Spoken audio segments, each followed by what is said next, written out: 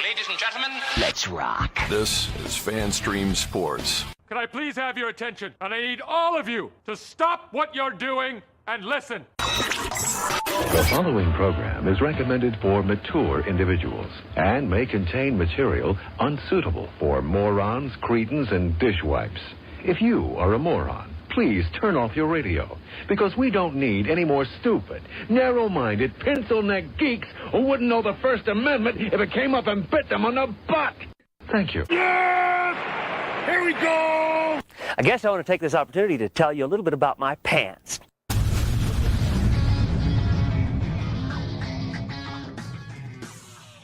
Oh, yeah. Welcome into the Colby IndyCarTim show. It's that show that you've chosen to download and or, I don't know, view live, whatever you've done. Congratulations. You found us. You can chat with us, by the way, 214-937-0569. If you're listening to the recorded podcast, that's the way you do it. Everybody else, hey, it's usually a comment section. Do something. Here's to you. Do something with that. Ask us questions. We'll answer them. Swear to God. Well, when Tim sees it 20 minutes later. Speaking of that guy that'll see it 20 minutes later, that is one IndyCarTim. What's up, Tim? Hello, Colby. Hello, America and the world. Uh-huh. Happy Hump Day. It is. It is a hump day, and this is your regular spot to celebrate hump day with myself and one IndyCarTim. And I have a moment that happened earlier in the studio today that we need to parse out, because this is something that, well, it doesn't happen to me often. I've had troubles with this particular device before. In my youth, I had a TV scare the absolute bejesus out of me at one point. As a youth? As a youth. As a ute? As a ute. And you know what? Let me go ahead. So I'm in my parents were away. I was 14, 15, something. But they were away. It was at night, and because my dad's chair in there in his room was the best chair, right? Of course, that's why it's his chair. So, and I went in there to watch TV on their TV. Also, probably because the channels were more unlocked in that particular section of the house. So anyway, I'm watching TV, and as I'm traveling through looking for some kind of, something to blow up on the TV, looking for something fun to watch, and as I'm going through it, the channel keeps changing. That I'm not changing it. I have found what I was wanting to watch, and the channel changes. All right, that's weird. And so I go to change it back to where it was, and it changes again. Right back, like I set the remote down, and it changes again. I'm at the house by myself, right? It's dark outside. It's not time for weird stuff to happen. Then Wait, where were Mom and Dad? They were away. They were doing something. I didn't want to go, so I stayed at the house. Type of situation.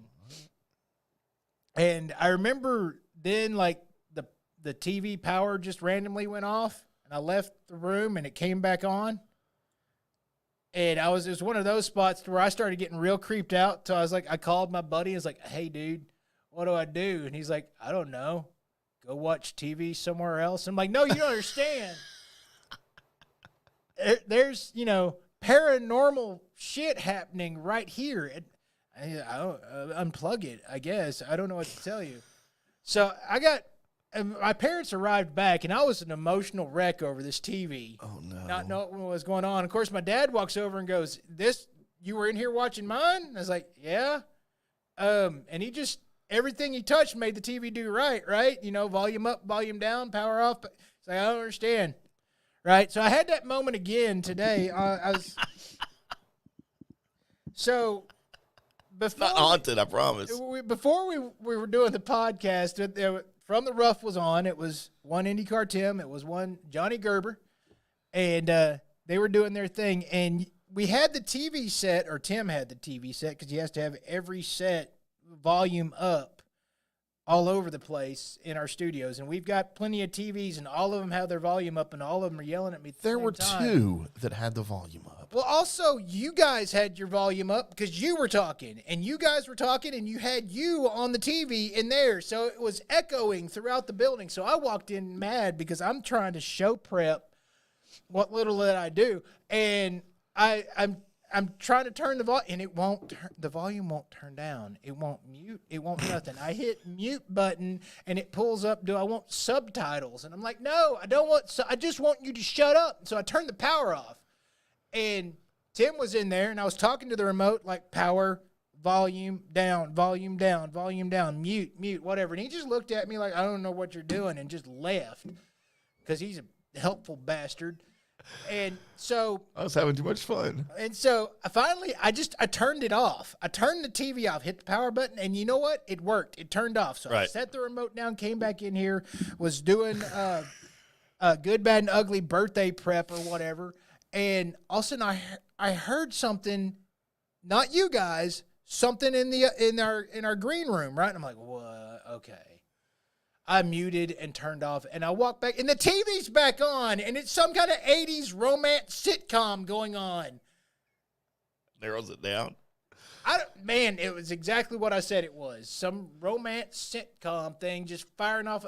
So now I'm like back, and Tim has come out. They're gone to break, and he's in there staring at me as I'm trying to turn this fucking TV off, and it won't turn off. And I get frustrated and to set the remote down. Tim goes, here, well, you just mute it. And he hits the button, and it fucking works. It fucking works. I've been pointing. I've changed the batteries on this son of a bitch. I've flipped them around. I've done everything. I hit the buttons right. I had so much fun.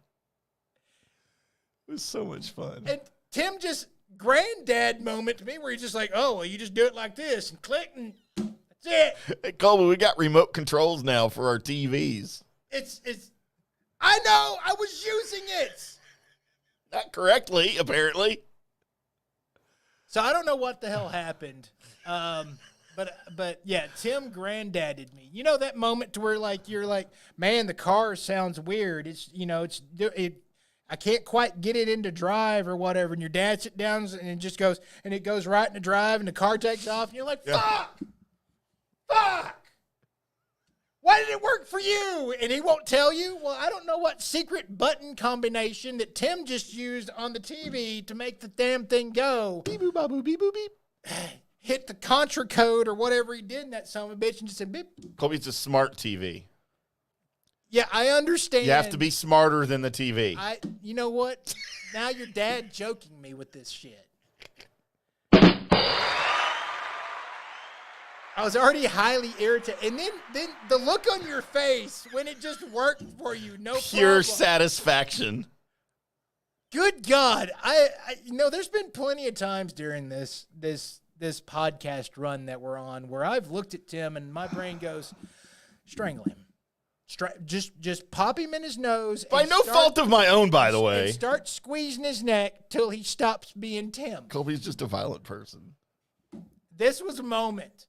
This was a moment that almost needed to happen. Because the look on his face was just sheer, just...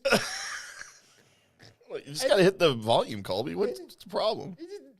And it's just looking at me like, I didn't understand what the problem was. what's going on? What's the problem? And he just walked back into the studio to run his stupid show. Well, I had to sit and marinate in it. You marinated it all I'm right. marinating it. Yeah, I just made up a word. Marinating your poop. I was highly pissed off.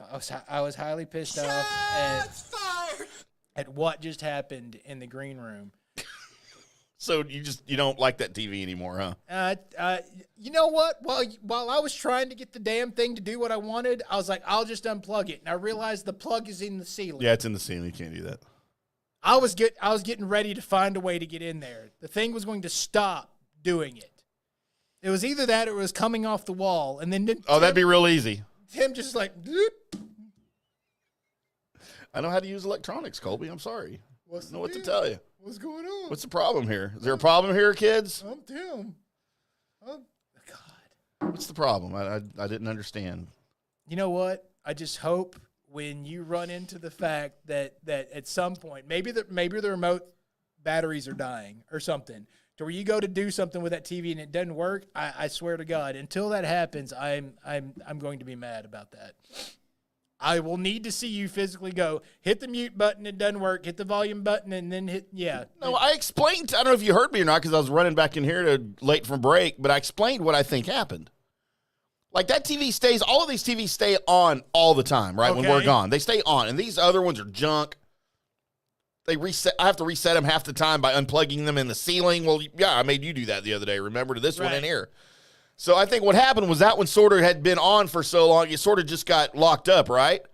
You turned it off, and it probably kind of reset it, right? So then when it turned back on, however it did that. I don't know how it did that, Tim. Everything worked just fine. So that's probably as simple of an explanation as I can offer. Like, it probably was kind of fouled up, turned it off, it reset, and then everything worked fine. You should have tried that first. I wanted to turn it off. I tried. And you know what? It just came back on and still wouldn't work. Stupid. I mean, look, I'll be honest, all I did was push the button. I know. And it worked fine. The same button that I was pushing. Just couldn't hold my mouth right or whatever the excuse is. That's what she said.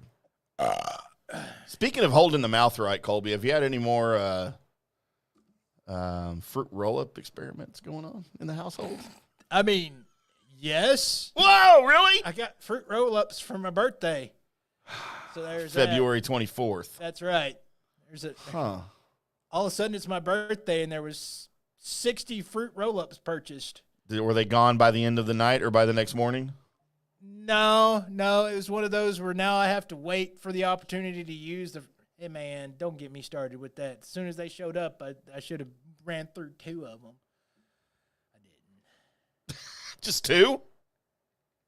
Well, each one of them counts for 2 bullets fired, so yeah.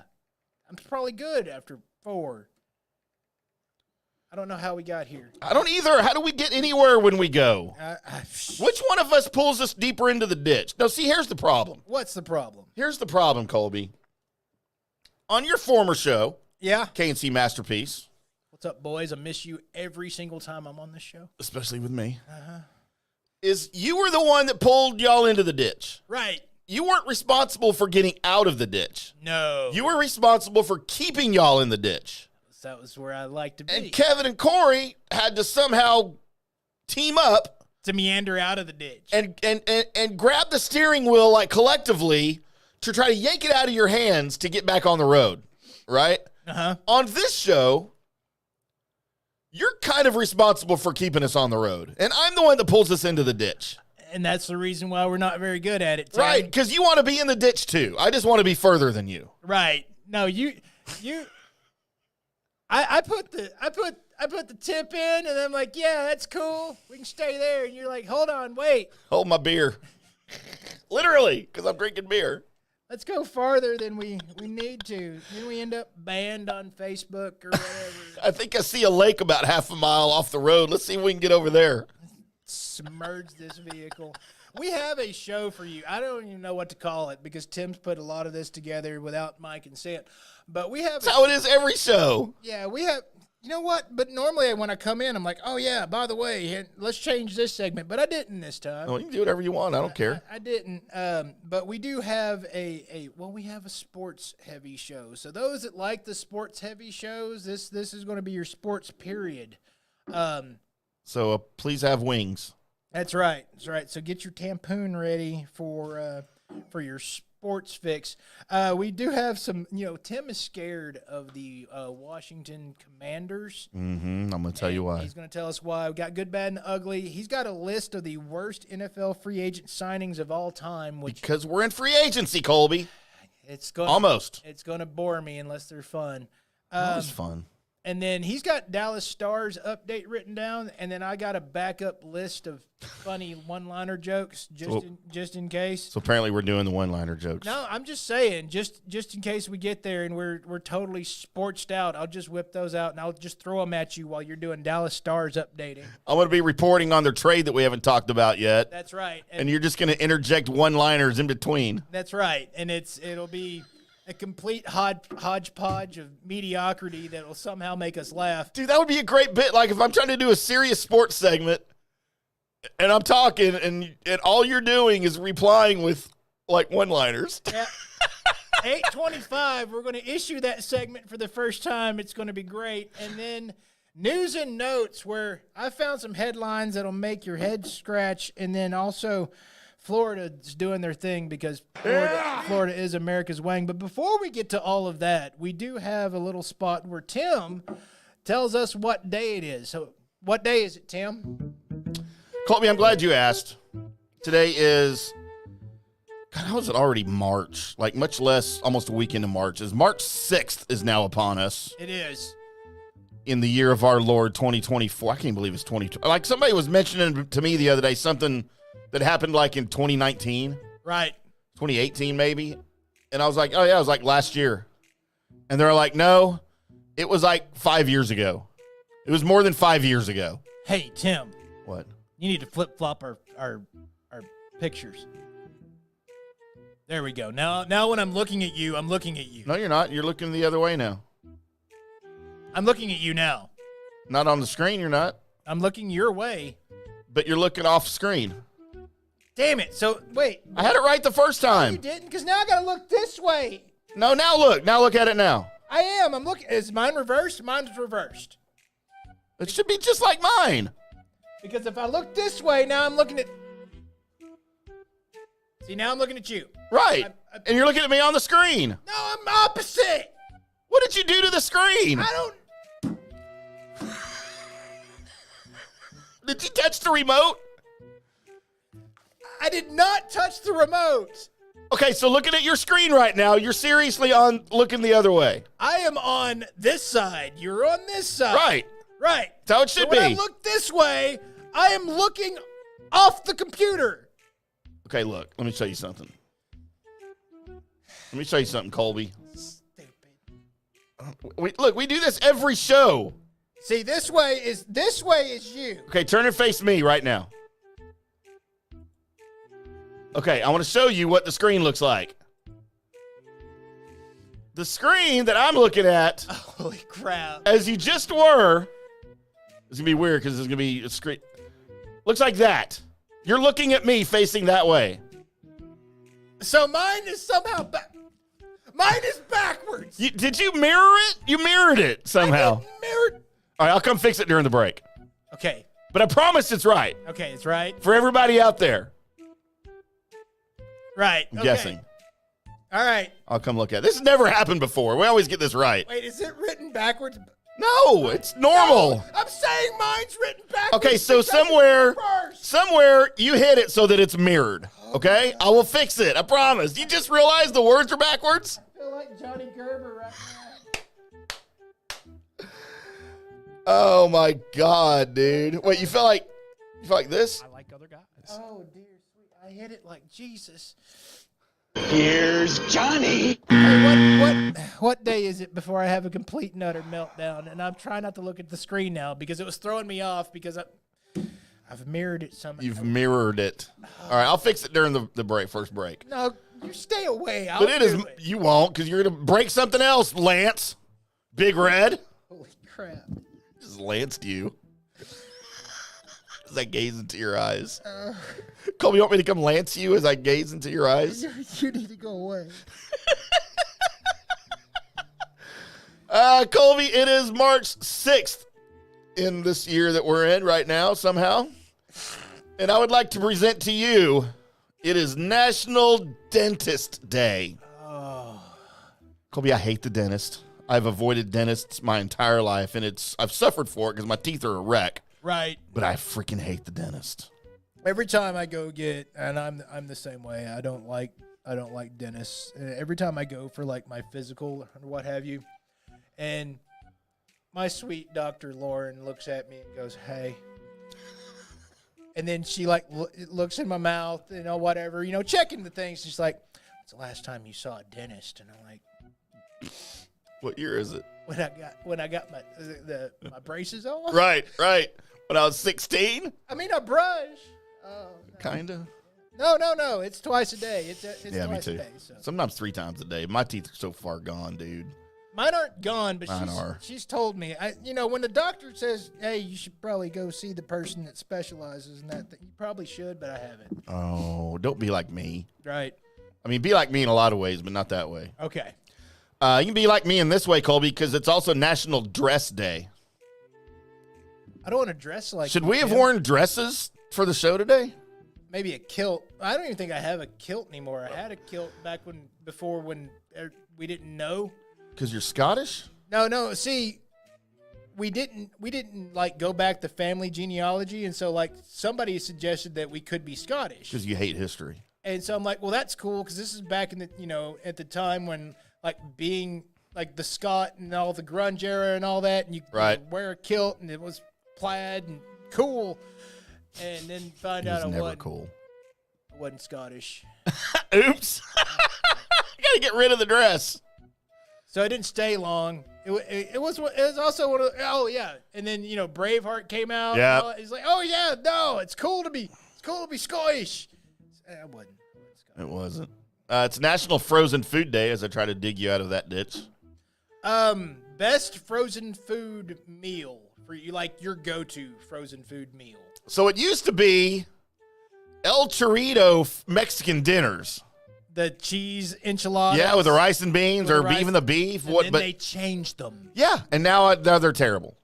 They're not as good. They used to actually be all right. Yeah, they used to, that was like I'd eat 3 of them in one sitting. Right. Because they used to be like $1.25. Like 800 calories. Oh, I needed it back then. I was only like $1.40. So. But now, like I usually do, because I've got to feed all the boys at home. I'll usually get like the Stouffer's. I like the Stouffer's frozen lasagnas. Okay. Right. And then they also have the, I don't know if it's Stouffer's, I can't remember what brand it is, but they've got the enchiladas, frozen enchiladas with like the rice underneath it. That's, oh my God, those are so good. I can't find these. Speaking of ones that you can't find, I can't find this particular one anymore, but it was my staple go-to. It was the Nighthawk steak fingers with a little thing of gravy at the top. And I don't know what they did with the tater tots in this microwave meal, but it was the only microwave meal that you could have the tater tots. They would be all right. They would all come out as one tater tot because they'd all stick together. Yep. But they were actually pretty good tater tots, especially coming out of the microwave. So I don't know how they pulled that off, but they were all right. So, but I can't find. They still have them out there, the steak dinners, and you can put the little packet of butter, garlic, whatever sauce on it. The steak sauce, as they call it. Those are all right. But it was the one with the gravy, and they never have those anymore. And the gravy looks so horribly disgusting before you cook, or like in the middle of cooking it. Oh yeah, because it tells you to pull it out, uncover it, make it uncovered while everything else is still covered in the tray, and then stir it really good, and then keep cooking it. You're stirring the ice crystals back into the gravy to melt it all together at the same time. That's how you know that particular spot's not done. Yeah. God, they were so great. Colby, speaking of things that are great, though. You ever make, side note, did you ever make a sandwich out of 2 Red Baron personal pan pizzas? Oh, yeah. Oh, yeah. Heck yeah. And then you throw the meat in between it? That's right. That's what she said. Mark that, by the way. Throw the meat in between it. That's right. The best burger you've ever had. 2 personal pepperoni pan Red Baron pizzas with a hamburger patty in the middle of it. So good. That's how I was fat. That's not the only reason. Right. Look, I'm not a big sweets eater. Like, I'm not big on the cakes, on the pies, like, I will enjoy one every now and then, but I don't, like, ever crave sweets or cookies or anything. Right. But I love me a good Oreo. And it is National Oreo Day. And look, don't throw me the stupid gimmick Oreos, the peppermint ones or the mint ones or the double stuffed or the whatever, the thin Oreos. I want the old-fashioned, regular, standard Oreos. It's the perfect ratio of cookie to cream. And I have to eat it by pulling it apart. And then dip it in some milk. Okay, we're just going to move on now because you're making me throw up. No, you have to dip. No, I've never dipped anything in milk, and I never will. You have to dip the Oreo, Tim. That's disgusting. It makes the milk gross. No, it makes the milk Oreo flavor. I'd like my milk to taste like milk and without little chunks of cookie in it and crap. It's just cookies and cream milk now. I don't want that. I want milk. I will drink milk with my Oreos, but it's got to be pure milk. I don't want little chunks of crap floating around in it like you marinate your poop in the toilet. Man, there's no link between the words you said and the words you said previous. Milk with stuff floating in it just looks like a toilet with poop floating in it. I'm not doing it. It's just small cereal. Nope, I don't need small cereal. I have big cereal for that. I don't need it. I don't need it in my life. Not dipping anything. I don't dip anything in my milk. No chocolate chip cookies. You've never, and I never will. And I gag when I see people do it. I can't do it. We have to, Tim. No, I'm not doing it. We have You're to. cleaning up my vomit. I need everybody right now that's currently viewing this show, and everybody that you can. All I need you to do is somewhere put a either thumbs up, or something to get Tim. Nope. To dunk Oreos into milk. Tell you what. And then eat it. For $5,000, I will dunk an Oreo in a glass of milk and eat the Oreo, but then toss the milk out and pour myself a fresh one and then drink it. I'm gonna need $5,000. No, you're going to do it for the show, sir. And $3,000 in the show. That's how much I like the show. It's worth $2,000. No, for the show, you're dipping a cookie in milk and eating it. I can't, dude. I will throw up. You're doing this. So we're gonna call it the one Oreo challenge. I guess you're doing this. So gross. It is so great. Oh, it's the reason why everybody but you does it. Like I'm getting a little gaggy right now just talking about it. Everybody but you, and it's nobody so does that. Stupid. Nobody does that. Yes, it's the reason why in every commercial they show the Oreo getting dunked in the milk. No, the milk companies pay for that. They don't pay for that. So gross. I can't do it. It's disgusting. Colby, it's also National Alamo Day. Remember the Alamo. Remember the Alamo. I can't believe I laughed. It's the weirdest battle cry ever. We lost. Why would we remember the Alamo? We lost. No, it's just wanting people to remember that they tried. We tried really hard and we lost. So let's remember that one. Just don't remember like Ozzy did. I did that, Colby. I remembered it just like he did one time. Did you go to jail? I didn't get caught. Did you eat a bat? I was smart enough to look around first before I did it. Dear sweet God. This is just a couple years ago. I don't think I was there with my family. I don't think it's. No, you did not with your family. Lauren knew I did it, but the boys didn't. They were like on the other side. They didn't know I did it yet. I might have been a little drunk. So, you got drunk to go to the Alamo with your family? Yes, to all of those that you just said. I'm a catch, Colby. Lauren, your decision has been smarter and smarter every time when I talk to this man. She was drunk too. Never mind. We were at dinner having margaritas on the Riverwalk in San Antonio. Y'all both might be dumb. Just the right amount of dumb. Colby, I got one for you. It is the National Day of the Dude. Like, not that one, dude. Damn it. It's just a normal dude. Like, if you're a dude, I'm a dude. It's the National Day of the Dude. We're supposed to take a chill pill and enjoy life's simple moments. I'm just a dude playing a dude. Playing another dude. Playing another dude. You're a dude and you don't even know which dude you are. What do you mean, you people? What do you mean? Man, it's still, come on. Greatest You love that of all- movie, don't I you? do. That's like my number one comedy of all time. Oh, it's pretty good, man. It's pretty good. How about where do we go from here? Man, I don't know. National Damien Day. The son of Satan? Apparently, but it's got a picture of a girl. Well, also, Are girls named Damien? Damian Wayne, that's Bruce's actual little boy. Bruce Wayne. Yeah, but it's not a girl. No. It's also National Ford Day. People named Ford. As a first name? Apparently, because we don't have last names on here. Isn't that a weird day? That is a weird. So that one guy that y'all nicknamed Ford. Well, that was his last name. Was it? But yeah. Okay. Yeah, I that was just his thought last y'all name. just nicknamed him after a truck. No, he drove. He did drive one though. Well, I mean, if your name's Ford, I guess you're going to drive the one with. I've always wanted to have a Cadillac CTS because that's my initials. Oh yeah. So. Tilleman. That's right. Did you ever figure out where that came from? Yeah, my dad said it's my middle name. So that's where it came from. Yeah, that's where it came It's from. National Brian Day. That's a basic name. Hate Brian. No, Brian's are cool, but they usually end up with the coolest nicknames. Bry. Like, Bry. like my buddy growing up had him. Yeah, I'm still one of good friends.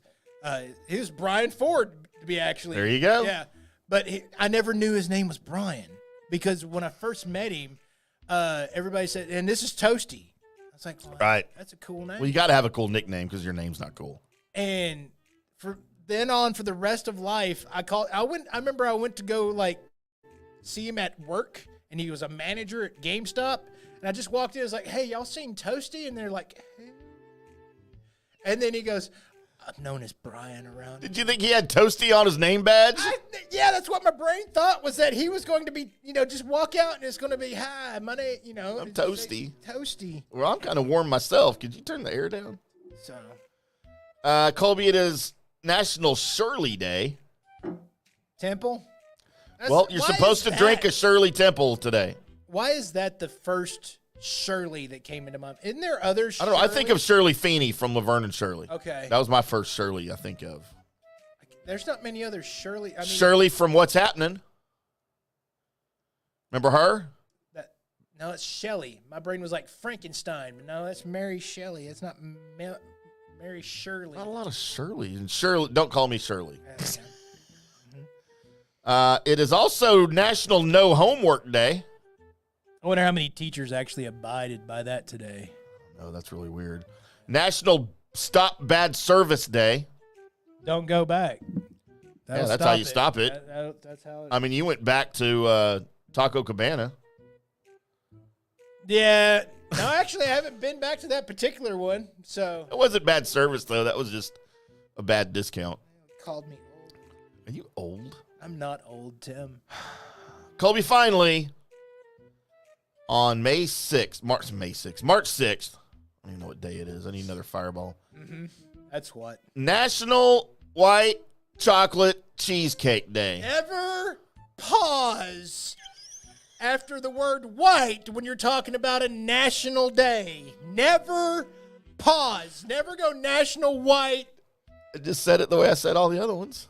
National white chocolate. You got to complete. National Got to complete. White You got Chocolate Cheesecake Day. Two white guys on a podcast that some people may not know what they got into. You can't do national white and then pause. We used to have a black guy on our show with us. We've had to let him go. You're not. He wasn't very good. So what do you think about white? Is it just National White Chocolate Day? No, cheesecake. White Chocolate Cheesecake Day. Oh, so it's okay. I don't know that I've ever had white chocolate cheesecake. I'm just a cheesecake guy. I like regular New York style cheesecake with a graham cracker crust. I like white cheesecake with a cracker crust, Colby.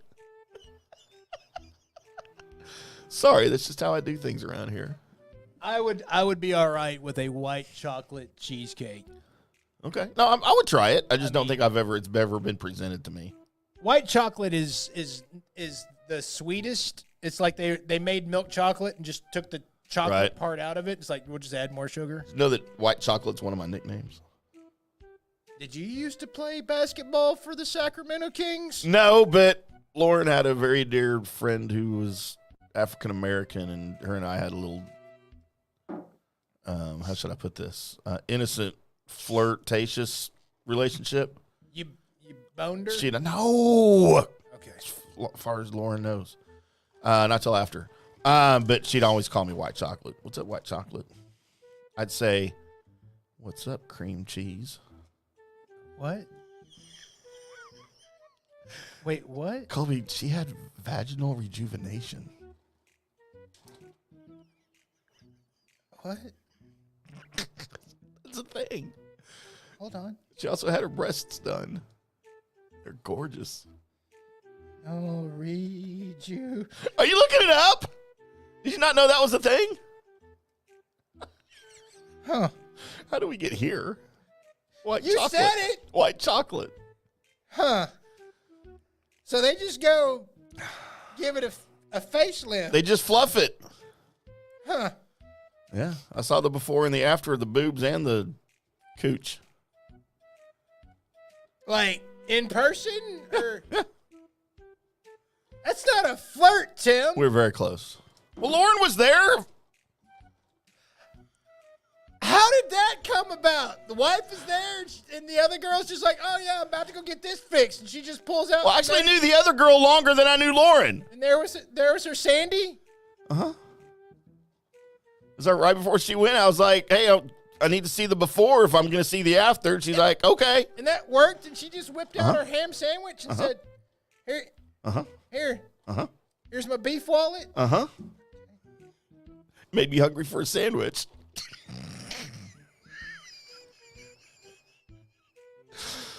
I'm sorry. I wanted a sandwich. I want a sandwich now.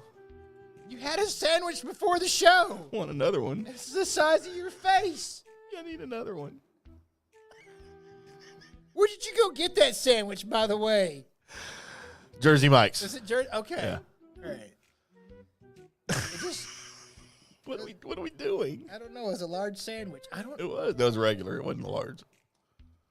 But it was good. I like it. I like to get it Mike's way. But they didn't have any white chocolate. Oh, my God. But it was ham. I don't. Hold on while I take my anxiety medicine. Colby, that's what day it is. It's also now probably time for a break. More than likely. Yeah, you know what? We'll get into why I'm scared of the Commanders later. I don't feel like doing it right now. I'm really hungry for a sandwich right now. So coming up next, after we try and somehow pull out of the ditch that we've made it into, we are getting into a little good, bad, and ugly, and then a list about the worst NFL free agent signings of all times, which we might do, or we might just continue talking about sandwiches. Who the fuck knows? But tune in and find out next. Hello, sports fans. FanStream Sports. Hi, golfers. IndyCarTim here. I want to talk to you a little bit about Golf Central Magazine. It's not just a golf magazine. It's the magazine for everything. Turf, travel, philanthropy, and lifestyle. Head over to golfcentralmag.com and check out the latest issue. Some of the regular features in Golf Central Magazine: the Golf Bachelorette of the Month, the Golf Bachelor of the Month, the Golf Cart Girl of the Month, Golf History, Grip It and Sip It. So head over to golfcentralmag.com. It's free. It's the magazine for everything: turf, travel, philanthropy, and lifestyle. Golf Central Magazine at golfcentralmag.com. We'll see you there. All right, guys, time to talk a little bit about turf life. You've seen the hats on our heads. You've been or seen the video of the studio. You've seen that the decals are all over the place. Turf Life. Man, it's the brand that salutes the consumer and industry players everywhere whose lives involve turf. What does that mean? That means if you play or have a business or, maybe you're a sports educator, you're going to be on turf at some point. So you live the turf life. So go ahead and tell everybody you live the turf life by having your Turf Life window decal or, the hat or the keychain or the something. Along that lines, just go to turflifeclub.com and become a turf head. That's what it's called when you live the turf life. You're now a turf head. And you can go join the club today and snag that window decal or snag any other special Turf Life accessories and go over there to that website, which is turflifeclub.com, and get your stuff and show everybody that, man, I'm all about that turf life. And then you just kind of raise your coffee mug at them and go, yeah, turf life, baby. That's what it's about. And then that's the end of the commercial. Ding. That means it's done in microwave talk. Hey, listeners, make sure you check out the brand new FanStream Sports in-studio text line. You can reach us during any of our live shows or 24/7 at 214-937-0569. That's 214-937-0569. Text us 24/7, day or night, and we'll reply to you and make you part of the show. Coming back at you. Now, more FanStream Sports. Welcome back to the Colby Sapp and IndyCarTim Sandwich Shop. I'm IndyCarTim. That is Colby Sapp. We are live from the FanStream Sports Studios in North Dallas. Studio B of North Dallas. I mean, we should just end the show because I don't know if we can top any of that. I don't know. We didn't top nothing. We didn't even get to a segment yet. That was our entrance. I know. That was let's set everything up and what day is it today? And Colby, that's supposed to be over at 7:20. Poke each other in the hoo-ha and move on. To make a sandwich. Holy crap. All right. Well, it's 7:40-ish, 5-ish, which means we get to our other favorite segment. Here we go, everybody. It's time for me to tell you about all the famous people that were born today as I go through the list of people that are born today and find the people that are famous enough to make my list and offer them up to you guys along with me and Tim as we decide who is the good person, who is the bad person, and who is the ugly person. Thus the music, thus the title of the segment, thus here we go. Starting off today, and I'm going to go ahead and put what's probably my good already. I'm throwing it out there. It's Eugene. I've never been able to say his last name. Aduka Hadoff. Let's go with that. Mark. And I've heard it said a few times, but there's too many consonants in his last name. Sounds like it. But Eugene is the bassist for the band known as Ginger, and that dude can hit that bass hard. How old is he? You know what? I didn't even look that up. You were so excited. I didn't even look that up. He's probably 30 something. All right. So, but he's one of those guys that when I know listening to a song that he's playing in it. Right. It just because he's one of the standouts, as the whole band is a standout, but he is one of the things that stands out when you hear him. So there you go. Mike McDaniel turns 41 years old today. The coach. I wish he'd wait. The Dolphins. McDaniel, not McDonald. Right. So the Dolphins coach, not the Seahawks coach. Correct. Man, I kind of wish he'd coach the Cowboys. I'm not sure, man. I know he's innovative. I know he gets along with his crew, his guys, and they really respect him. I feel that.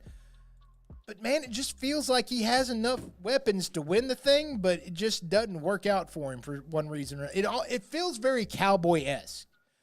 The Miami Dolphins feel like they're the Cowboys too. Did Ginger have two different bassists? Yeah, Early and then Eugene. Eugene is now the bassist. Okay, because I'm seeing Ginger bassist Eugene Kostyk. Kostyuk. Okay, maybe there's another pronunciation of his. Maybe he's changed it at some point, but that's his. Yeah. And he doesn't have a Wikipedia page, so it doesn't have his birthday. Says he's been with Ginger since 2011.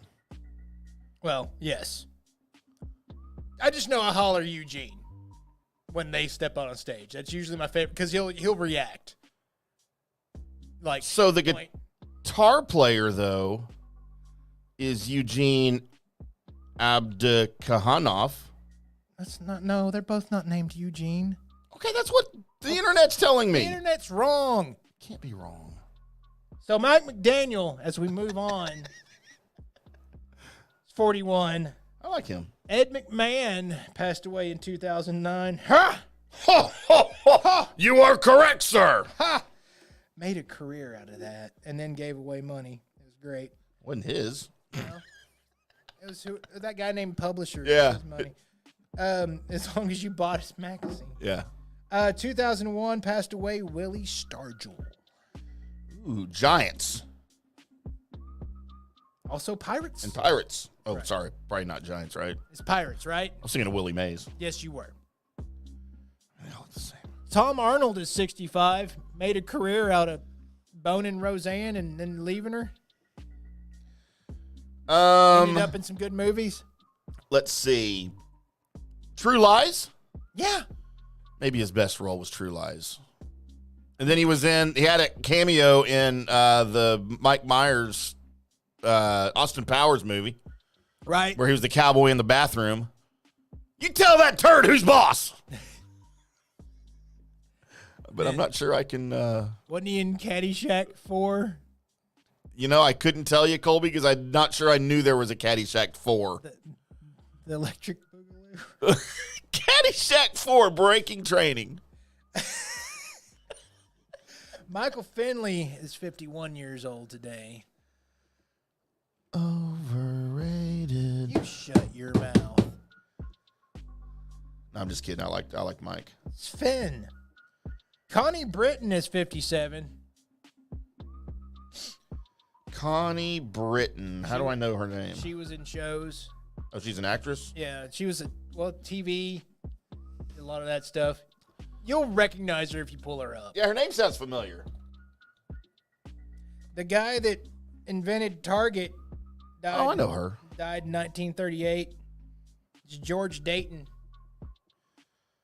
He founded Target department stores. Well, he started off as the Dayton department. They formed into Target. I was going to say he should have just used Dayton, like this is the name of the store. It did. What was his name? James Dayton? George. George, same thing. Martin Cove is 78 years old. He was that guy in every 80s movie. Caddyshack? Yeah, probably. He was probably in there. David Gilmour and his girls are 78. And his girls? Yeah, the Gilmore Girls. Jesus Christ. I don't recognize Martin Cove at all. You don't recognize Martin Cove? He was in Cobra Kai, I guess, huh? Yeah, but you don't even from Karate Kid. He was in other things besides that. I mean, I recognize him from that, but I don't remember ever seeing him in anything other than Karate Kid. You need to go back to the 80s and look again. Michelangelo, not the turtle. 1564, he passed away. How old is David Gilmour? 78. Jeez. David Gilmour and Norm Hitzkus are the same age, Colby. I don't know what to do with that. I'm just throwing it out there for you. I don't know what to do with that information. Just process it. File it away for next year. That's right. I love pickled things. Guess what I have in my underwear? Shaq is 52 years old. He is. Me and Shaq are the same age for a couple of months. You know, I heard this story, and it was Shaq telling it. It was a podcast where it was Shaquille O'Neal, and he was on. He also had on AI was in this group talking. And first of all, anytime AI's talking about things, I think I want to listen just because of how much respect I had for his game. Yeah. But Shaq goes, but you know what? You know who I just never understood and couldn't wrap my mind around? Dennis Rodman. So when he played for the Lakers there for a little bit, right? Right. And he's like, we're supposed to get there at 5:30 and he'd show up like maybe a couple minutes late, but we're in a meeting. We're doing our stuff, right? Dennis would show up with some chicken and rice and not listen to anybody whatsoever, not pay attention to a damn thing. And then the game would start and he would be, dressed out, ready to go, get you 25 rebounds, and then that'd be it. And then they'd go out to the clubs later. And the whole time, Shaq's like, and he smells really bad. Like he hasn't showered ever, right? I can see that. And then we'd go to the club, and Dennis Rodman is covered with every pretty woman that is in this club. They're all over him. And he said Dennis Rodman smelled like garbage truck water. And he just never could. I was like, you know what? I know those guys that you don't understand why all the women are just with them, because there's nothing there to be with. Which I could relate to that. They're just there. Harriet Tubman. She ever do? Awful segue. Just shut up. Are you suggesting she stinks? No, I'm suggesting she's the next person that was born today and passed away in 1913. Wow, she lived into 1913? Wow. I don't think I knew that. And finally on the list, and this is a guy that probably doesn't ring any of Tim's bells, but does mine just because he is actually what his name says he is. It's Tyler, the Creator. And just about whatever he decides to put his hands on becomes either funny or just good. So. How old is Tyler? Like 12? He's 33. So I've never heard of this person, but why is his last name The Creator? Like is it like Cedric the Entertainer? Yes. He just gave himself a title and he was able to fulfill what his name was. Yeah. I'm not sure about that. Mm-hmm. I mean, what did he create? What does he create? Albums, just about videos, anything that he like does, you're like, oh, hey, that's pretty smart. Or maybe that's too smart and I don't get it. I already don't get it. Well, I knew you wouldn't. I don't get people who have weird names like that. So there you are. There is the list of the people that are up for good. Colby, I would like to offer one to your list. Uh-oh. I missed somebody. I mean, if we're going to go YouTubers. Right. Bianca Prince's birthday is today. I didn't know who that was. I don't know who she is. Okay. I don't really care, but I would like to offer a picture for the crowd. All right, then. For all of our viewers. Because that's really all I cared about. Bianca Prince, Colby. Happy birthday to Bianca. Is that Tayshawn's daughter? or just Prince's daughter? Prince Fielder's daughter? She didn't change her. Yes, Prince Fielder. No, Prince. I don't think that's how it works. The first name? Yeah. And then can we just throw out Denise Richards for some reason? Because we talked about her in the pre-show meeting? Yeah.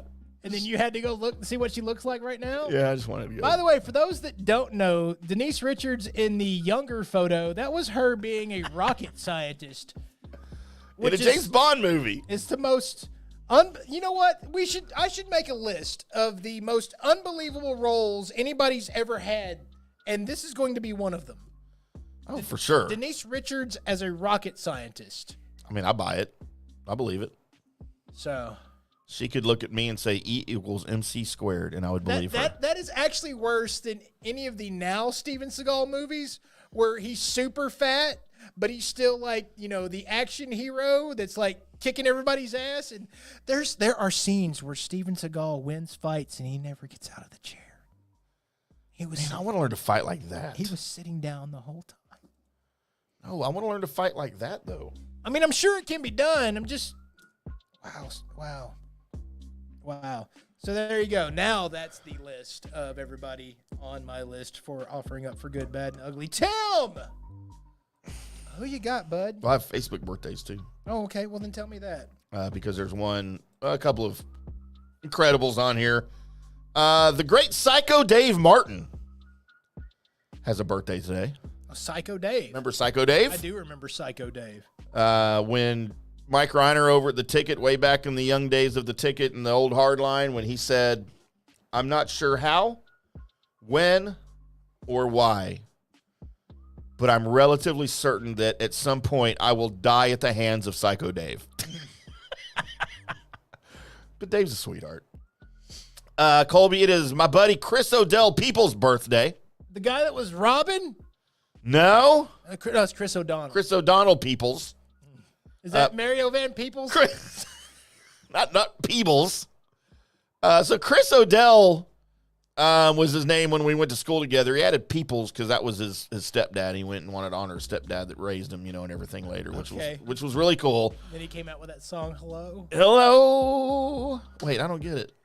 It's Chris O'Dell. Oh, Adele. I thought you meant Lionel Richie. All right, see, I'm trying to do something nice for Chris. Another high school classmate, Terrence Tippett. Always called him Terrence Tippett Darby.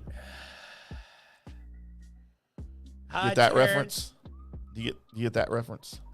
I don't think I think it was over my head. Terrence Tippett Darby? You don't remember the 80s singer Terrence Trent D'Arby? No, I don't. Huh. Well, then, you know what? Never mind. Brittany Gonzalez has a birthday tomorrow. She'll be 33. Why did you say it like that? Because I remember Brittany when she was 23. She still looks 23. Nate Christensen tomorrow. He'll be 49. Uh-huh. And that's really all that matters. My buddy that's a fan of the show that I hang out with at Revel sometimes, Johnny Terrell. He'll be 32 here in a couple days. I think over the weekend, but I want to give him a shout out because he's a big listener. So there you go. There's your Facebook birthdays, which means, Colby, it is time for me to offer you my good, bad, my ugly, and I have a conundrum here. Uh-oh. As sometimes I do. Because there's lots of goods, right? There's lots of goods. I mean, Harriet Tubman's probably a good. No, you know what? She should be just an automatic. You're right. Automatic. I vote. Now, in case you're not aware, we do automatic. We do automatic goods to where you don't have to make it into the voting because you're so good that you're just going to always be good every time it's your birthday. Said doo-doo. Mm-hmm. So Harriet Tubman's are auto good. I mean, Shaq, David Gilmour, Michelangelo, Michael Finley, Willie Stargell, Ed McMahon. There's a lot of goods here. Holy crap. But you can only pick one good. All right, you know what? I usually go sports over music when they intersect. But this time I have to go opposite, Colby. Because a founding member of Pink Floyd is better than a 4 or 5-time NBA champion. Yeah, they had that one album. No, they had lots of albums that were incredibly amazing musically. I'm going David Gilmour as my good. Him and his girls. Uh-huh. I mean, I would vote for the Gilmore Girls as a good, too. All right, then. Never seen an episode. My bad? God, this one's super easy. Anybody that labels himself the creator and tries to mimic and play God in this world, he's a bad. Tyler, the Creator's a bad. Okay. Stupid. You're dumb. And the ugly, other than voting for dead people who have, decomposed, which we sometimes do. Yeah. Be honest. I'm going to go with someone still alive who has never been an attractive man. I really have two choices on this. But in my power rankings of the ugliest people on this list that are still living, He's stalling everybody. He hasn't made a decision. Michael Finley beats out Tom Arnold as the ugly. Wow. I like Mike Finley. We wore the same number in basketball, but I always thought he looked like Billy Ocean. Do you know who that is? Yes. Okay. Yes. I always thought they looked alike.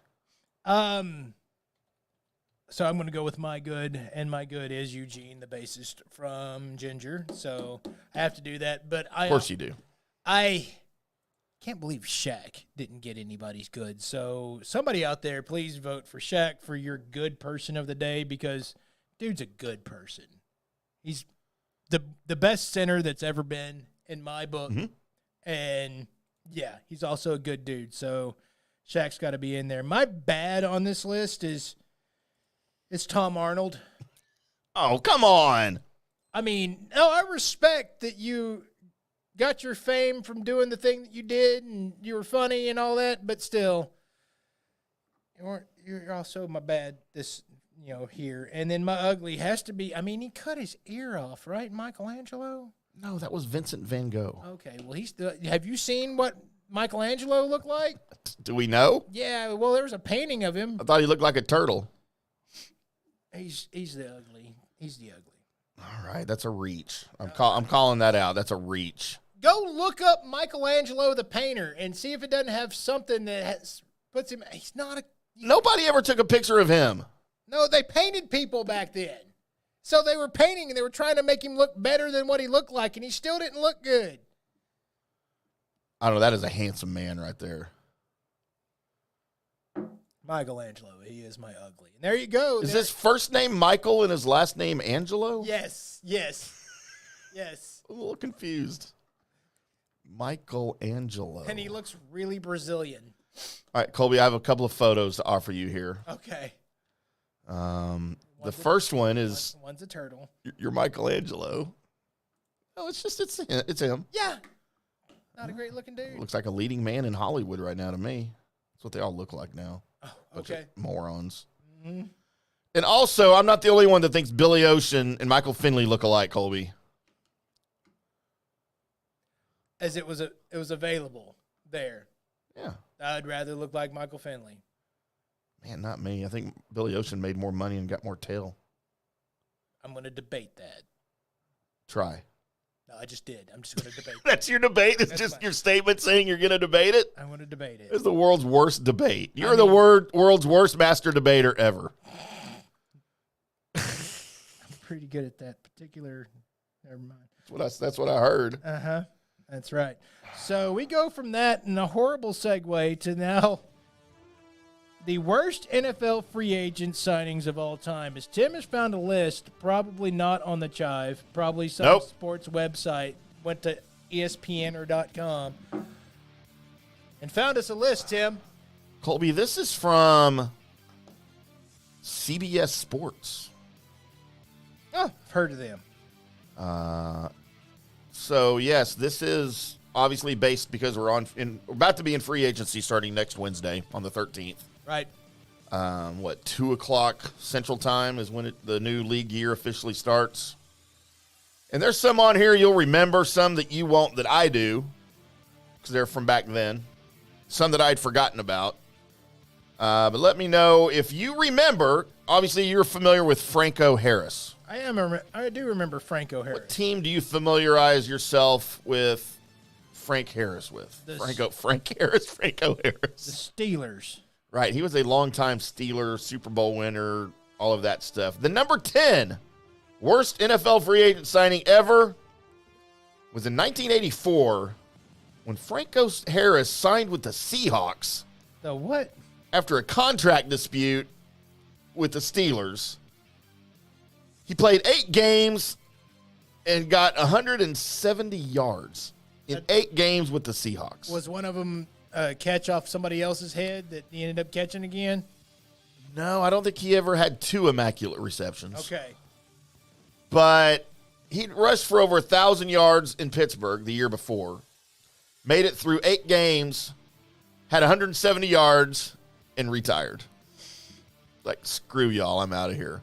I just can't get into these colors, man. It's awful. I mean, it was. Oh, no, those uniforms were great, dude. I love the old school Seahawks uniforms. Oh, those were gross. The silver and the blue. No, their ones now are gross with the freaking highlighter green and the whatever the design is. That's disgusting. You're dumb. Number 9, Colby, from 2019. Antonio Brown signs with the Patriots. Yeah, that didn't end well. Patriots paid him $9 million to catch 4 passes for 56 yards and 1 touchdown in 1 game. Yeah. His off-the-field issues ultimately led the Patriots to release him after just 1 game. Of course, he finally found a little bit of success in Tampa, right? He won a Super Bowl with Tom. But remember, he had that little stint. He went to the Raiders and then, never, ever played for the Raiders. That's pretty crazy. 1995, Colby. This is well within your football consciousness, right? It is. How about Andre Rison to the Browns? You know what? Big fan of Andre Rison. So to tell you a little bit about how different the NFL was back then, and it doesn't seem like that long ago to me, right? Right. The Browns were cash-strapped. They had to take out a loan from the bank in order to sign Andre Rison. Can you imagine that? It was a 5-year, $17 million deal. He caught less than half of his targets. So he's all the drops, right? I'm trying to remember who played quarterback for the Browns in 1995. Can't be good. No, they never were. They announced in the middle of that season they were moving to Baltimore the following year. I wonder if they ever paid that loan back. Right? No, they just jetted town, right? They probably never went back to the bank. Their bank's probably still looking for him. They put him in collections and sent it to a collection agency. And they're like, yeah, I don't know who these Cleveland Browns are. Yeah, we're the Ravens. And then the new Browns show up. They're like, we owe money? Already? What the hell? We suck. Damn it. Andre Rison went to the Packers the next year and won the Super Bowl. Didn't want to go to Baltimore. No, it's a bad moon rising. This one I don't remember, but it involves the Eagles. So I wanted to do it at number 7. Ndamukong Asomugha. Do you even remember him? Did you say Ndamukong Suh? No, Ndamukong Asomugha. In 2011, he was coming off 3 straight Pro Bowl seasons with the Raiders. He signed a 5-year, $60 million with the Eagles. That prompted, at the time... Are you saying that right? Indami Asamuga. He signed a 5-year, $60 million deal with the Eagles that prompted then backup quarterback Vince Young to proclaim that Eagles team as the NFL's dream team. Because they got Indami Asamuga. Do I need to spell it for you? Yes. I don't know who this is. Okay, Indami, N-N-A-M-D-I, Asamuga, A-S-O-M-U-G-H-A. It's not Ndamukong Suh in 2011. N-M? No, 2 N's. N-N-A-M-D-I. Can't believe we're doing this on the air. And then last name, A-S-O-M-U-G-H-A.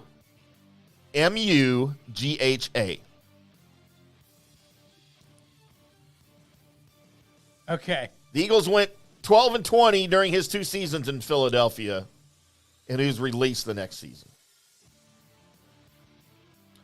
Number 6. God, this was recent, and I remember this. I think we talked about this, actually. From 2022, cornerback J.C. Jackson signs a 5-year, $82.5 million deal with the Chargers after picking off 8 passes with the Patriots in 2021. He got hurt 5 games into the season and never played again for the Chargers. Are you still looking up Asamuga? Yes. Yes, I am. Yes, I am. Sorry. Number 5. From 2019, Le'Veon Bell signs a 4-year, $52.5 million deal with the Jets after sitting out the entire 2018 season over a contract dispute with the Steelers. I've forgotten everything that you've said since Asamuga? Prince of Masamuga. Yes. Prince? Didn't they call him Prince? No. Isn't that the guy? No, you're thinking of Prince Amukamara. Well, Played then for the Giants. I don't know who this guy is. Well, how did I miss this guy? I don't know. What is wrong with me? How did I miss? Where do I start? I'm having a day and a half right now. This whole Just don't yell at the TV because it'll do something to you. whole show. Sorry, what were you saying? Colby, how about number 4?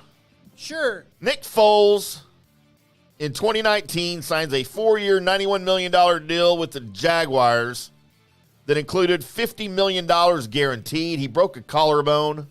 Right. After for him. 4 games, and then Gardner Minshew was born. Minshew Mania That's right. The mustache and the jockstrap. on his head. Uh-huh. Number 3, from 2006, in the Washington then Redskins, as they sign safety Adam Archuleta to a 6-year, $30 million deal. He started just 7 games, and then he was traded to the Bears. I mean, go figure. Bye-bye. Wow. How about wide receiver Kenny Golladay at number 2 in 2021? Oh, dear. Remember this one? I do remember this One of the worst free agent acquisitions of all time. He's going to change the Giants. He was a Pro Bowler with the Lions in 2019. He sat out most of 2020 because he was hurt. Then he came to free agency, went to the Giants for a 4-year, $72 million deal. He caught 43 passes in 2 years, and he was released in the 3rd year. It's not a lot. Sounds like bad productivity. You know what I'm surprised isn't on here? Well, let's get to number 1. From 2009, defensive tackle Albert Haynesworth signs with the Washington Redskins. I remember this one well. Yeah. 7 years, $100 million. In his first year in Washington, he publicly questioned the coaching staff and the team because he was playing to expectations and the rest of them weren't. Conflicts continued between the coaching staff and Haynesworth in 2010, and he was traded to the Patriots in 2011, and no one ever heard from him again. Just give the man the football. Let him run it in. You'd have been all right. So I'm surprised that, and I would put this one over the one that you hate that's on here. So last offseason, the Baltimore Ravens go out and get free agent wide receiver Odell Beckham Jr. They pay him $15 million for 1 year. Yep. After he sat out all of 2022, rehabbing from the second ACL injury that he suffered in the Super Bowl, right? Right. Now, you and I had conversations about him and his run in L.A. I was never an OBJ fan until he got to L.A. He showed me a little something in L.A. Looked like he'd grown up a little bit. He was a little mature. Right. He actually contributed. But, man, him and Lamar Jackson just never caught chemistry. You had the rookie Zay Flowers that they drafted in the first round out of Boston College that quickly became the number one. And then you also had Mark Andrews going down. So then you have Isaiah Lively at tight end, the rookie, who was better than Odell Beckham Jr., taking catches away. You had Nelson Aguilar, who was also a free agent signing, but at like the men of like $3 million. They ended up paying him $16 million because of some incentives for 35 catches, 565 yards, and 3 touchdowns. Those were big 3 touchdowns, Tim. Those were worth every dollar spent. And what's funny is I was all about the signing, cause writing for the Ravens and stuff. I was like, man, this is going to be a good move. They need a guy. Of course, I didn't know that Zay Flowers was immediately going to turn into a stud. Right. And I just thought, man, he's going to be their number one guy. Lamar's finally got his number one guy. And, man, it just never, ever clicked, That's too bad. And I don't know that he was even really healthy most of the season, to be honest, but I'm surprised that's not on the list because this is a new list. Like, this came out this week. Huh. So, but there you go. There's the segment that Colby hates. I'm sorry. I just zoned out after that one dude. Asmuga came through, and I didn't know what to do with myself. Did you ever find him? I mean, I did. Okay, you just don't remember him. I don't remember him. I don't know why. Maybe I just blacked out that season. Whatever it was. I mean, he's like, now he's an actor, by the way. I was doing research, man. He's an actor. He works in TV. He does all the things now. Oh, my gosh. That's not football related. So there is all of that. We have got an opportune moment coming up as we're going to debut a new segment. This new segment is probably going to fail completely, but congratulations, you're here to listen and or see it happen, as Tim is going to do his best to do a serious Dallas Stars update while I issue one-liner jokes. In between. Well, they're multiple liners, but, they're also not, I looked up dirty jokes, so I'm going to be telling those during this time. So it should be fun. That's all coming up as we get into that and news and notes. So hold on to your panties. It's about to get funny in this bitch next on the Colby IndyCarTim Show. Hello, sports fans. FanStream Sports. Hi, golfers. IndyCarTim here. I want to talk to you a little bit about Golf Central Magazine. It's not just a golf magazine. It's the magazine for everything. Turf, travel, philanthropy, and lifestyle. Head over to golfcentralmag.com and check out the latest issue. Some of the regular features in Golf Central Magazine: the Golf Bachelorette of the Month, the Golf Bachelor of the Month, the Golf Cart Girl of the Month, Golf History, Grip It and Sip It. So head over to golfcentralmag.com. It's free. It's the magazine for everything: turf, travel, philanthropy, and lifestyle. Golf Central Magazine at golfcentralmag.com. We'll see you there. All right, guys, time to talk a little bit about Turf Life. You've seen the hats on our heads. You've been or seen the video of the studio. You've seen that the decals are all over the place. Turf Life. Man, it's the brand that salutes the consumer and industry players everywhere whose lives involve turf. What does that mean? That means if you play or have a business or, maybe you're a sports educator, you're going to be on turf at some point. So you live the turf life. So go ahead and tell everybody you live the turf life by having your Turf Life window decal or, the hat or the keychain or the something. Along that lines, just go to turflifeclub.com and become a turf head.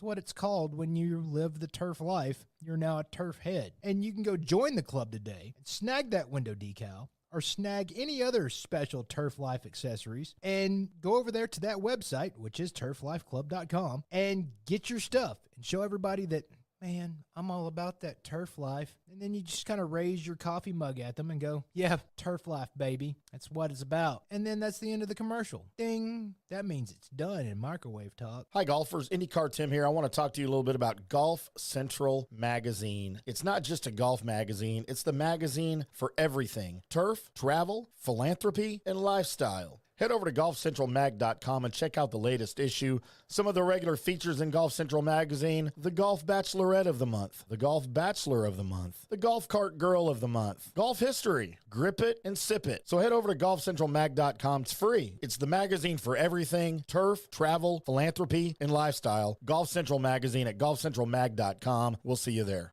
Hey, listeners, make sure you check out the brand new FanStream Sports in-studio text line. You can reach us during any of our live shows or 24/7 at 214-937-0569. That's 214-937-0569. Text us 24/7 day or night, and we'll reply to you and make you part of the show. Coming back at you. Now, more FanStream Sports. Welcome back to the Colby IndyCarTim Show on FanStream Sports on Wednesday. Happy Hump Day. Happy Wednesday. What up? Hope you've got things organized for your weekend. If you don't, I don't know how to help you. You're struggling with this? No. Mounting? I truly don't know how to help people. It's Wednesday. You should have your weekend planned by now. I hope you do some drinking. That's all I'm going to say. I don't even know what. No, there's no planning to a weekend. No, it just happens. Oh, I have to plan because I got so many bitches out there. I got to organize my thoughts and my junk. As Colby alluded to before the break, we have a new segment. We don't know what to call it yet, but it's going to be experimentative. That's right.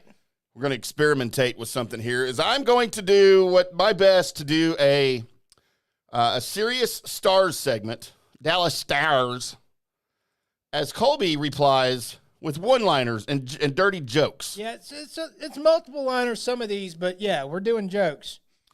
And I wanted to do this Stars segment because we haven't really talked about the big trade for Chris Tanev. Right. We don't talk Stars too terribly often, but they're doing well. They're, going to make the playoffs, which not sure we can say that about your Dallas Mavericks. As I predicted, by the way. You're stupid. Shut up. Because I was right? Yeah, you're dumb. You're the one that called it into being. Oh, because I have that power. Yeah. Not sure that's accurate, to be honest with you. Not sure that's inaccurate. Colby, the Stars currently sitting 38, 17, and 9, 85 points. First place in the Western Central Division. 2 points ahead of the Winnipeg Jets. Uh-huh. That used to be the Atlanta Flames. I'm sorry, the Atlanta Thrashers. God, leave that. Atlanta Flames goes way back. They're now the Calgary Flames. Shows you how old I am. Do we have music for this, by the way, Shippy? I mean, you can look up music, I guess. Shippy, do we have any? We're all drunk. Not music, Shippy. Okay, we don't have music. How do you embarrass an archaeologist, Tim? Digging his wrong hole? No, you give him a used tampon and ask him which period it came from. So that's what you have to look forward to, boys and girls. Uh-huh. FanStream Sports fans. We can't say fans, can we? I mean, they're not using it. Hey, we're going to use this music. We're going to recycle this. You know what I think we should call our fans? What? Dodos. Dodos? Yeah. We like our fans. No. Like they're so, full of, old schoolness. All right. That they're almost extinct. All right, let's do it. Like the dodo. I like dodos. There's a rare amount of them. So there you go, dodos. Welcome to the Dodo Central. So Colby, again, 85 points, first in the Central, ahead of Winnipeg. Colorado's sort of fallen off here. And what do we have? We have less than 20 games left in the season. Right. 18 to be precise. The Stars have 3 games in hand on Winnipeg, 1 game in hand on the Avalanche. So what we didn't talk about is the big trade. Now, Dallas, as we've talked a couple of times, they've been a little slow on defense. Right. and they needed to do something. Jim Neal, by the way, your GM, I guess in his now, I couldn't believe this when Norm and I were talking about it, but in his 11th season as GM of the Stars. I mean, if you keep doing it, just about all right, right? It doesn't seem like it was that long ago, but I guess it is. He's gone mustache, then without mustache, now back to mustache now. Right. I started a Twitter account called Jim Neal's Mustache the year that he got here. I don't think I ever did anything with it. We are, by the way, as Tim is doing this, we are the home of as soon as the NHL playoffs start to kick off, we let you know what you missed if you missed most of the season to get you ready for one of the greatest playoff experiences you can experience, which is playoff hockey. So we do that as a gift to you guys. May even have some special guests on along the way. That's right. So in a big trade that was just pulled off late February, in a three-team trade, the Dallas Stars acquired defenseman, 14-year NHL veteran Chris Tanev, and the rights to goal Brady. Calgary received Stars prospect Artem Gushnikov, a 24 second-round pick, and a conditional 2026 third-round pick. The New Jersey Devils, who used to be the Colorado Avalanche. Like how I go back and forth with that? What? Stop. Oh, I'm sorry, the Colorado Rockies. They're the Colorado Rockies. Did you know that? The Devils came from Colorado? Hey, Don't care, do you? No. It's history. But it's sports history. Husband asked the wife, I bet you can't make me happy and sad at the same time. And the wife said, yeah, your penis is bigger than your brother's. The Devils also receive 50% of the retained salary of Chris Tanev for the rest of this season. So the Stars they're only responsible for half of his salary. So Jim Neal does it again. They had a deficiency at at defense. You got me all rattled. And he went out and fixed it. He's 34. He had 14 points in 56 games with Calgary this season. He also served as an alternate captain. He ranks second overall in the NHL in blocked shots, ranks fourth on the Flames in plus minus with plus 16, and fifth in average time on the ice per game, 19 minutes, 50 seconds. Tim, what did one saggy boob say to the other saggy boob? What? We better get some support or some people are going to think we're nuts.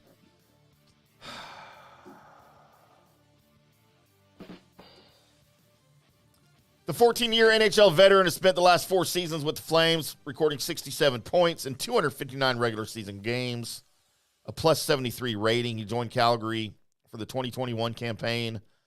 And his 566 blocked shots, Colby, are the fourth most by any player in the NHL, while his 749 minutes shorthanded ice time is the seventh most. Waiting on you. Are you? Yeah. Hey, you know dogs can't use MRI machines, right? But cats can. Cats can? Oh, gosh, I knew that was coming. I don't know why, but I did. Walked right into that one. Tanev is 6'2", 193. Splitting time over 2 clubs with Vancouver and Calgary. He's got 185 points in 773 regular season games. He's made 5 Stanley Cup playoffs appearances and registered 11 points in 41 postseason games. What did the leper say to the sex worker? Keep the tip. Jesus Christ. What does tofu and dildos have in common? They're both meat substitutes. Oh, that was a good one. I remember that from my lesbian friends. Cole Brady's 23 years old. He's made 9 appearances with UMass this season, posting a 4-2-2 record with 3.04 goals against average and an 886 save percentage. As a junior last year, he went 4-5 with a 310 goals against average and a 907 save percentage in 12 appearances with the UMass Minutemen. Prior to being at UMass prior to being at UMass, the Ontario native spent 2 years at Arizona State. They have an Arizona State hockey team? Apparently. Huh. What else you got? How does a woman scare a gynecologist? Oh, Jesus. By becoming a ventriloquist. Can you imagine? You're down there just looking at the family bush, and it just goes, hello! All right, Ms. Doubtfire. Hello! Huh. Huh. Are you still here? I'm giggling a little bit, Colby. What's the best thing about a hooker dying on you? The second hour is free.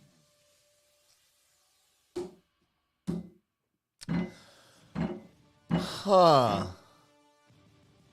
My bad. Isn't that interesting? Wait, does that mean they did it while she was dead? I mean, you don't have to fill in the... Never mind. The joke was there. You didn't have to... I was just wanting to make sure I understood it. Yes! I understood it. Mm-hmm. So, Jim Nill's in the middle of his 11th season as the Stars GM. He's gained a strong grasp on the ins and outs of the trade deadline. And this year was maybe one of his better moves, acquiring Tanev. And he discussed how it all went down. You have a joke for going down? No, but what do you call babies that are born in a brothel? Brothel sprouts. Is that supposed to be a play on Brussels sprouts? Yes. I hate those. Yes, it is. Do you remember back in 2019, he pulled off the deal for the Rangers forward Matt Zuccarello, and he was kind of the centerpiece for the Stars' run in 2020 for the playoffs through the Stanley Cup. Man, I liked Zuccarello a lot. I really wanted him to stay, but like he left in free agents. I forget where he went, like Miami or Florida or something like that. And plus, his name was the cool hockey name because it's just Zuko out there. Yep. Probably drove a Zamboni, too. Mm-hmm. Why isn't there a pregnant Barbie doll? Because Ken came in another box. Wow. I don't even know what to say to that. What does an out of business brothel sign say? Beat it, we're closed. I don't know why I just ran into brothel jokes, but there you go. Well, apparently that's what wins now. What's the difference between kinky and perverted? Kinky is when you tickle your girlfriend with a feather. Perverted is when you use the whole bird. Just got a turkey. Mark.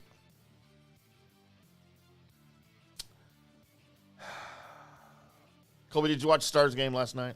I did not. I'm still waiting on I was going to watch it today, the YouTube shortened version. Well, you can still watch it, but it was a huge come from behind win. Trying to tee it up for you there. Down 6-3 against the struggling Sharks on the road.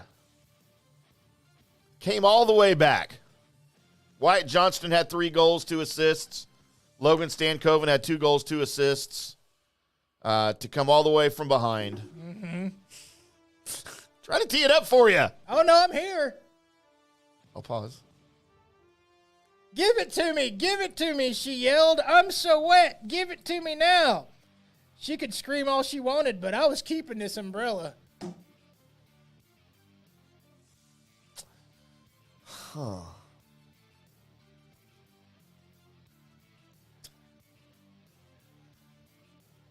So Joe Pavelski had an interesting quote after the win against the Stars. Uh-huh. They got off a lot earlier than we did. How can you tell if your husband is dead? Sex is the same, but you get to use the remote.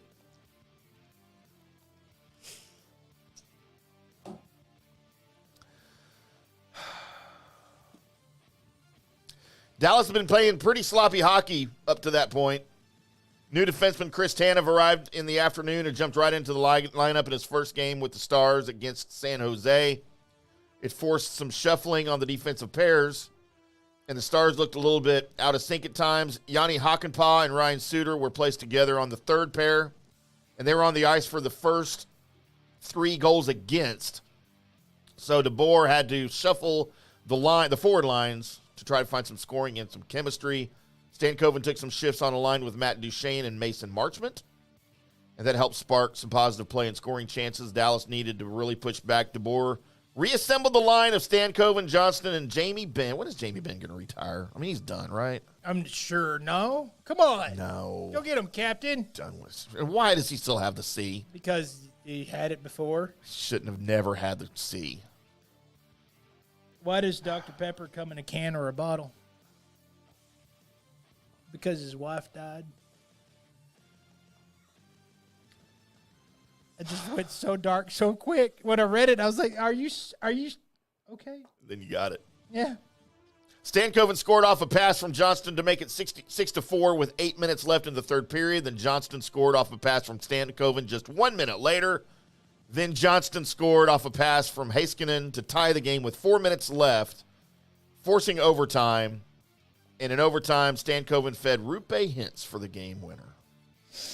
Johnston's first career hat trick, Colby, and he became the youngest player in Stars history with a 5-point game. What do you think about that?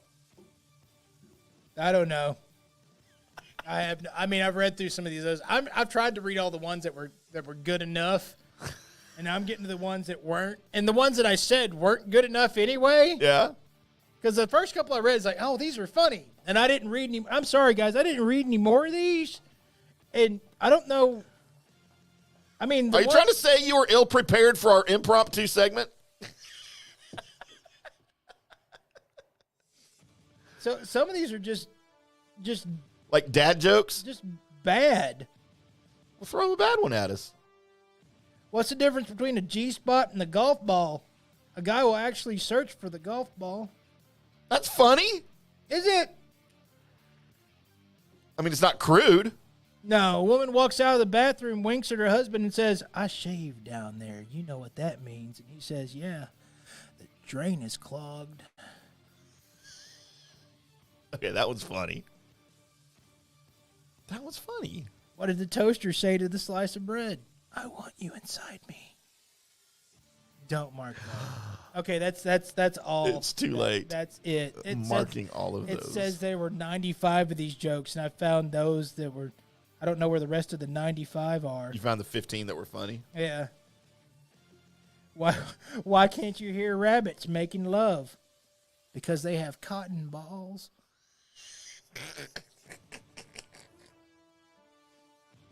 Okay, that one was funny. What's the difference between hungry and horny? It's where you stick the cucumber.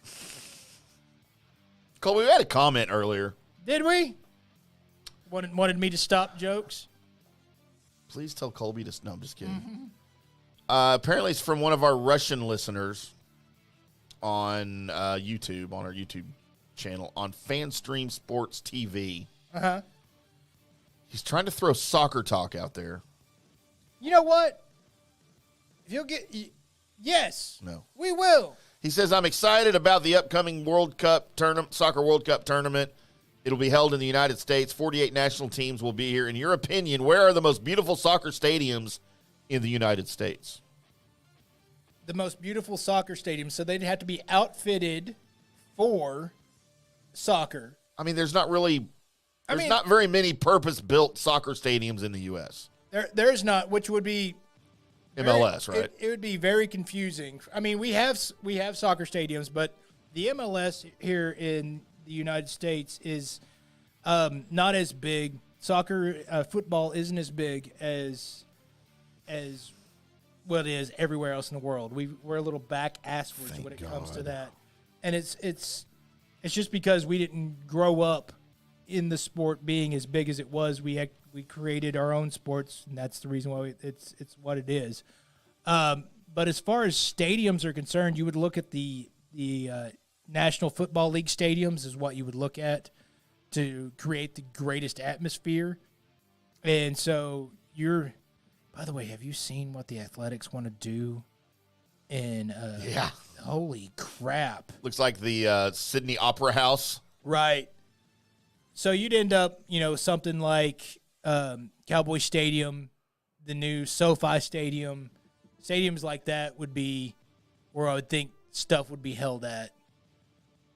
Yeah, but because you're also looking at how many people can you fit in there. Because you realize when you're doing a World Cup game that it's just it's gills. I mean, like to the gills. Like 3,000 people are going to show up. Dude, no, don't do this to. I'm not even going to attempt. Like I feel like they got it right picking where the final is. I know everybody thought it was going to be at AT&T Stadium. AT&T Stadium is not a good stadium. Yeah, it'll seat 100,000 people, but only 40,000 will be able to see the field.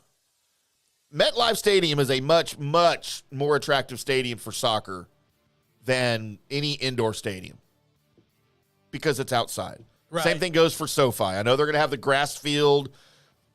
Jerry's installing a grass field at AT&T Stadium, just like they have in Las Vegas, where they roll it out on the tray, right? And they have actually 3 different playing surfaces that they can roll in and out at Allegiant Stadium in Las Vegas. But I feel like that's, and I don't know anything about MLS teams, but I know they've got one in Kansas City. It's Hunt's team too, the same guy that owns the Chiefs. But they don't play at Arrowhead, right? They have a purpose-built soccer stadium in Kansas City, I think, too. Right. But I don't know. To me, I kind of feel this way about football, too. American football. Football ball.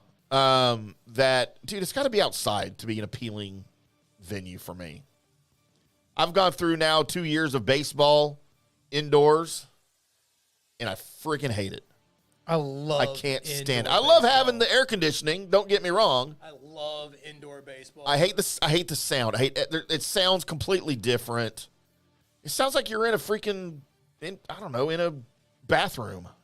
Okay. With the echoes and everything. I just don't like the way it sounds. I noticed the difference. I can quickly get over it. Because I am not out there sweating my balls off. Yeah, no, it's a good trade-off. I mean, I'll make the trade. But I don't like it. And B, all of a sudden now the team's winning. Yeah, we got a freaking World Series. So there's that. You know what, Tim? I've got a few stories to go ahead and get into if we're time to get into that. Because it's time, ladies and gentlemen, for me to do a little bit of news and notes. Thank you, Tim. Thank you, me. Thank you for making it sound good. Yes, I just double-gunned the camera, and I feel bad for it. But let's go. News and notes is where you search the World Wide Web for the weird. Internets. And by God, you found them. I could have done that. But you didn't. I just forgot. That's my walk-in intro for like the past, I don't know, however long. And, yeah, I forgot my intro. I'd like to apologize. Did that like 2 weeks ago, too. Sometimes I'm just ready to get into the news and notes. Like this, not the headline I sent you, but I found a headline that I didn't understand. As this headline is, Doc found dead by murderer fiance died from drug overdose. 3 years after former lover's mysterious death. That's a headline. And yes, I paused where the comma was. Oh, no. Doc found dead by murderer fiance died from drug overdose 3 years after former lover's What are we doing? By the way, so what happened was a Missouri podiatrist, that's feet, died unexpectedly in January, just over 3 years after her fiance's former lover was also found dead in a mysterious circumstance, succumbed to a lethal drug overdose. So Sarah Sweeney, 39, was found dead at a home in the Westwood area. I don't even need to know where this is, St. Louis. All right. Died from oxycodone, gabapentin, diphenhydramine, Diphenhydramine intoxication. And usually you say "and" after that, but then they said the Frontenac Police Department's. I'm sure this is good information, but trying to read this article is killing my brain. But I had to present it to you because the title of it I don't know who killed who, but apparently 2 people died, and somebody's kind of had questionable experiences with both of these people. That's pretty much what I got. Yes, no, you cannot have my location website. I don't even want to come back here ever again except for to read stories from news and notes. Let's go from there to St. Louis man David Thompson faces prison for concealing a dead body for 5 days. So, this is also in St. Louis. What are you people doing? What's happening there? So, David Thompson, he's 48 years old. He was in court yesterday, trial of felony abandonment of a corpse. So, Thompson said that a dead man's body was near his location, near his house, his apartment. Sorry, not house. Right. He seen it, and he wrapped it in saran wrap and then a few rugs and just left it outside. Oh, my God. He, which that tells me that you killed this man, right? Yeah, you have to have. Right. No, he's not being charged with the murder. He just left it outside for 5 days. What did people, I mean, other people lived in this apartment, right? Did anybody just go, that's not supposed to be here? Something's different. Man, this rug where we wipe our feet off is lumpy. But it just pulls the sidewalk together. I don't anyway, so he's going to jail for abandonment of a dead. So if you just happened upon a dead body and you decide it needs to be wrapped in saran wrap and rugs, also call police, I guess. I don't know. It's the worst because he's not being prosecuted for the murder of this individual, but it doesn't have in the story like what happened to this guy. It was just like this guy came across a dead body that was near his apartment and just like, yep, there you go. I'm just going to, don't you automatic, hey, I found a dead guy. Why would you take the time to wrap this body in saran wrap in rugs? Your own personal rugs, by the way. There were his rugs. And then just leave it outside. Huh. So, anyway, he's going, it's questionable. Questionable story. But we get to, let's have a little fun. Now, we got through some crazy ones. We're going to Russia. Good day, mate. We're going to Russia in the, you know what? It's the Kemerovo region. I'm just going to say that. As the police there are questioning a man who drunkenly rode a horse into an apartment building at 3 a.m. and presented it to his wife. Why? Because he was trying to make amends because before he left, they got into a fight. Oh, no. They got into a fight because I guess he wanted to go drink. So he went and got drunk and then got her a horse. That'll make it better. And then rode the horse into the apartment building up 3 flights of how? But rode a horse up 3 flights of stairs, walked it through the front door. I got you a horse. It's a tall front door. I got you a horse. So the horse, upon entering the building, had to shit, did, and so people are complaining about the amount of horse shit on the front of the. What does the wife think at that moment? That's the most romantic thing anyone's ever done for me. I brought you a horse. And what she was really requesting that he misheard was whores. Right. I got you your whores. I actually can't imagine her view of this where the horse comes in. Don't mark that. And I also can't imagine his drunken explanation of, but you shouldn't be mad because I got you a horse and brought it to live in our apartment with us. How drunk do you have to be where that makes sense? Well, I'd like to know where he got the horse in that condition. Did he just steal it? Yes. I don't think he purchased a horse. Well, that's what I'm saying. Like, where do you get a horse at that time of night, even if you're sober? it says in the article that he tried to show up as Prince Charming. See, he had really good intentions. He had really good intentions, Colby, I feel like. By the way, for those that are worried, the horse is now back at its farm that he stole it from. Found out in the article. As I don't read all the way through the articles, the headlines grab me, and then I have to read them to you right now. So there you go. So he went to a farm, stole a white horse. It was a white horse, and tried to ride it through the front door of their apartment as Prince Charming. As it's crapping everywhere. Drunkenly Prince Charming. Colby, that makes some of my drunken nights seem pretty tame. I mean, I used to just be able to gauge my drunken nights by where I ended up. Yeah. Like, did I make it onto the bed? Was it my bed? Right. Is it my apartment? Right. Was I clothed?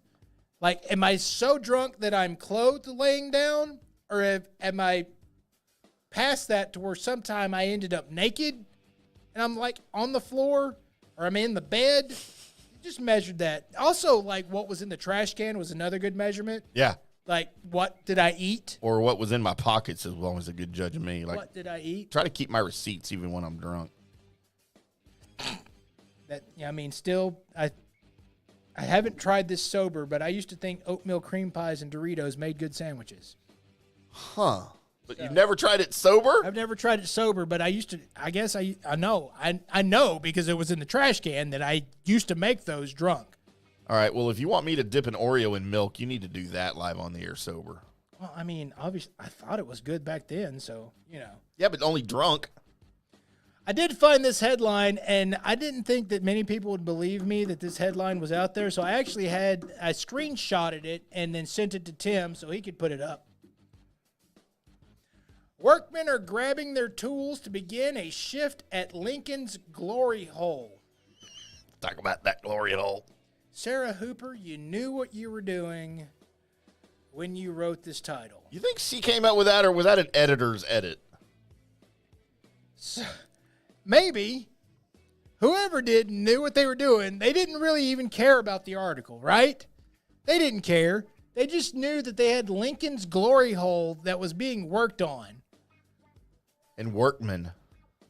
So more than a year after the closure of the famous glory hole in Lincoln, I didn't know that there was such a place. So we're not talking about President Lincoln. No. We're talking about the city of Lincoln and some place called the Glory Hole. Is what now I'm gathering from this. Right. God, it's even more genius now.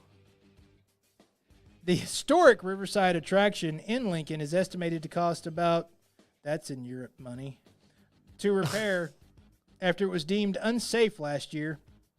I know I just said Europe money, and I apologize. Stupid Americans. Europe money. So they're going to fix it. So they're going to fix Lincoln's glory hole.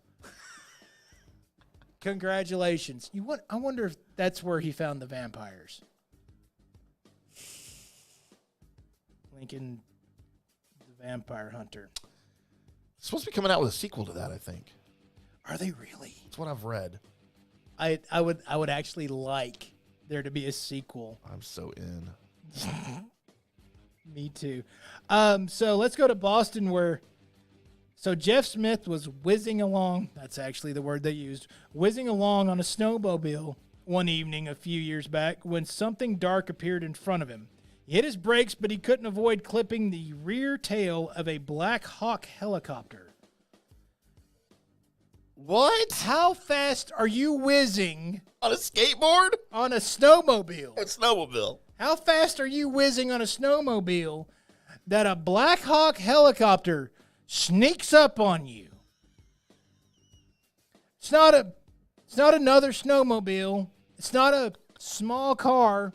It's not a random grizzly. It's a Black Hawk helicopter. Colby, was the bear that stole the bicycle in the other story riding the snowmobile? Right. No, it was Jeff Smith. How I know it was Jeff Smith is because he's actually now suing the government for $9.5 million because he hit the Black Hawk. Make sure you say that right, kids. Right. He hit the Black Hawk helicopter, and it caused him to, have to go to the hospital and all of that because, again, he hit a helicopter. Why was the Black Hawk helicopter there? The Black Hawk helicopter was there because, hold on, I'm looking at. So they were there investigating a particular farm that was there in Massachusetts. Okay. To Oh, see- wow. Look at you. Yeah, I said it right. I Wow. didn't say Massachusetts. Congratulations to me. Then you ruined it. So they were investigating something. But that's what they say they were doing, right? Random Black Hawk helicopters just landing in the middle of, farmland around Boston. Yeah, it's probably an alien or something. So, but the 64-foot aircraft, how did you not see it? I mean, it wasn't on, right? No, the blades weren't whirling or anything. Okay. But still, I mean, how big is the snow drift that you're zooming over to be? Oh crap! A helicopter. It's a helicopter. So, and how's the government not suing him for hitting it with a snowmobile? It was parked. He was moving. Okay, was it parked illegally? Yes, I don't think there was a helicopter pad underneath it. Okay, see, then he wins. Okay. That's what the judge is going to say.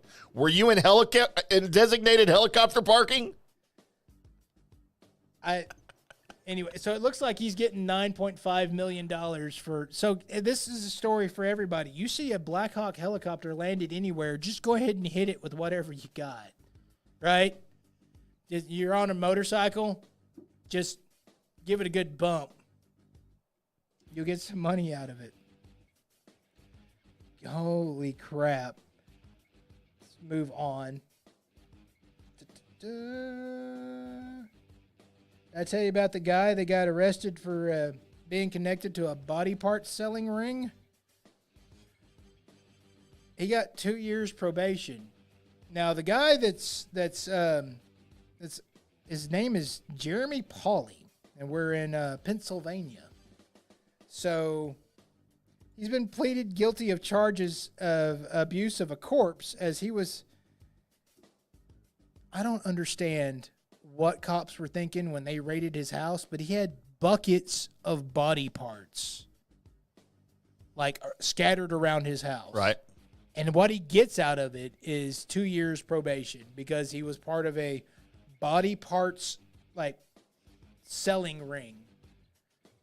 So you remember in the Dude where he's like, I know a guy that can get you a thumb. Do you need a thumb? This is the guy. How do you get into being the body parts selling ring? Like you have to know somebody? Yeah, I mean you have to. What do you like? Know a mortician? It's like nobody will miss this foot. Here you go. You have to have some kind of. I don't know how you get into this, but his face, by the way. Sorry, let me see if I can make this larger. Because I didn't send it to Tim. His face, by the way, it looks like the guy that would sell body parts. That's a tattoo. So Post Malone is now selling body parts I because don't his think career's taken a horrible turn. I don't think that's Post Malone. In fact, I'm really sure it's not. But I can't imagine how he got into that. And then you only get 2 years probation for having body parts all scattered all over your house when police show up? Because you're like, oh, I didn't kill any of these people. I'm a part of a body part selling ring. I didn't kill him. I just sell him. That's right. So do you think he plea bargained maybe for something to turn in some of his cohorts? Right. Like his source? Either that or the judge needed a kidney. Hey, Judge, I can help you if you can help me. That's right. Good. If you don't prosecute me for that helicopter thing. That's right. Don't worry about that helicopter thing. So let's go to Tampa. We're going to Florida because Florida's America's Wang. I do a radio show in Tampa, Colby. You do a radio show. That's the second time I've doo-dooed right here on the air. Mark that. So Zoo Tampa is trying to grab everybody's attention as Zoo Tampa now allows you to get in the water with stingrays. Didn't somebody die from that? Yes! Like Crocodile Man? Steve Irwin died. By the way, Steve Irwin died from being stung by a stingray. Like through his heart, right? Yes. That had to hurt. You don't come back from that. How many people look at this and go, that's what I want to do? I mean, because that was like, because at first, stingrays, you never really thought about it, right? Yeah, until that happened. And then, wait, they can kill you? I mean, we knew that ahead of time, right? It had never happened. I don't think I knew that ahead of time. But every show that had to do with aquatics, they would somehow work in a stingray, right? That was swimming with the other people, and everybody's fine. Yeah. The Carnival Cruise Lines, there's a stingray in the background as the guy's snorkeling or whatever. And no, I'm out. Wait, did y'all know that Steve Irwin died the same? I mean, because I like Steve. Like, they're cool looking, right? Like, they're unusual. They're very cool watching them swim, through the water and the way they move and everything. I mean, hell, we named a baseball team after him in Tampa, okay? Like, I get it. But, dude, I have no desire to be right next to one in the water and hold one. I want to watch it in a tank or in the water while I'm out of the water. And I'm completely okay with that. Right. I have no desire to get close. It's like a shark. I'll watch that from afar all day long. Right. I'm not getting within 50 feet of a shark. Oh, well, I mean, they could get hungry. Exactly. They could get hungry. Let's go. And I'm a catch. Let's go from there to Pittsburgh, which I didn't think that this would be a thing that happens in Pittsburgh, but apparently it does. Balls Out Bowling is back in Pittsburgh. What? Do we have that here? I don't think we do. And I don't know if I'd want to go. No? Because it's the Pittsburgh area naturalists are hosting another Balls Out Bowling event. There's a couple of things that don't mix with having your balls out. Oh, I found the Eventbrite invitation. One of them is bowling. Huh. Because, I'm sorry, I can just imagine somebody at the wrong time as the ball's coming up being returned back to you, and it does that whole clank with the other ball, and you just didn't see it coming, and now you get squished. Okay, your thought process goes in a really weird way. Or that one guy that just won't get away from the hand blower. Well, his balls are sweating. It's just sitting there just letting it go. It's a ball blower, right? I mean, it is. See? Get one of those at home. There's your invitation, Colby. Just flippity flopping. But you got to wear the bowling shoes, or you can't bowl. Right. It's an odd thing. There's the bowling position too, where everybody's bent over. No, I'm out. Because the Pittsburgh area. There's no attractive women in Pittsburgh. You know what? There probably is. I don't know if they bowl. Like if you catch one attractive woman there, then she's done for. Anyway, somebody else is walking out with her, maybe multiple people. I don't know how naturalists are. But normally when you're like go to a nude beach, it's all dudes. No chicks are showing up. It's all dudes just hanging out. That's going to be so. Why would you want to go bowling naked with a bunch of other dudes? I mean, there might be girls there. If you're thinking there might be girls, like, all right, so you got the folks that just believe we just want to be naked all the time. Get it, understand it, right? But you're going to have people that show up to this. They're like, yeah, there's going to be women there. Let's go be nudists today. You're going to be disappointed. It's just going to be a bunch of dudes with hairy butts and dragging nutsacks. Dude, I would go just to say I went. I'm telling you right now. For the story afterwards? For the show. I would go for the show. I went bowling with my nuts out. And there were girls there. Dude, what if you get so physically excited about like a strike or something? Right. And you just need somewhere to hold your ball, your bowling ball. You just... Are you suggesting? Gotta have those big thumb holes, though. Are you suggesting that that the Tim unit is so powerful it can hold up a bowling ball? Can't yours? I don't think there's any chance that I'm holding up Not even with the fruit roll up? not like a 12-pound bowling ball. I bowl with a 16. Definitely not that. Be fun to try, though. If you spit, Colby, it will fit. Well, I guess That's what I've heard. I guess we've reached the butt of this segment here. So there you go. Holy moly. Balls out bowling in Pittsburgh. Doesn't sound like a fun time. And that's news and notes, everybody.